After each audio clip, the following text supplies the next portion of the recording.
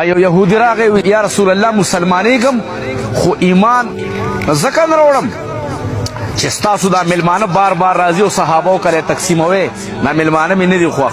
نبی علیه السلام ورته وفرمیل فعل الحکیم لا یخل عن الحکمت، وی ایمان راوړه ملمانه ستا نه دي خوښ بس مبوزه ملمانه به زه نه درلېږم. نو ښځه مسلمانه شوه او سړی مسلمان شو، دواړه مسلمانان شول. ځکه مثلا دا چې خاوند مسلمان ښځه مسلمانۍ نو مسلمانان شول. نو ښځه ورته وایي چې د صحابو ملمانه راځي او د دې خو ډېر برکتونه نو ته مې یو مېلمه راوله. وایي ما خو په دې شرط ایمان راوړی چې زه به مېلمه نه راولم، خو زه چې ته وایې نو زه به یو راولم. یا رسول الله زما ملمانه نه دي خوښ، خو بیبي مې وایي چې زه یو مېلمه راولېږه چې برکتونه یې زیات دي. نو رسول الله مبارک ورته وفرمیل ځه مېلمه به درشي. امام بخاري لیکلي چې د کور مخې ته کجورې ونه وه هغې ته وختېده. نبي علیه السلام یو مېلمه راولېږلو خو 11 راله، 11 مېلمان راله.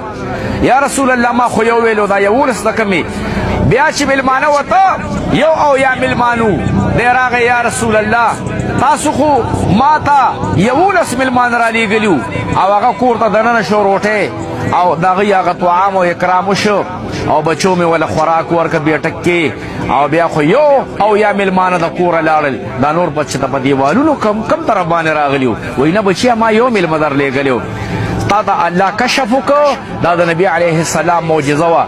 دا 10 سره برکتونه درله نو دا 11 تا صحیح کړل.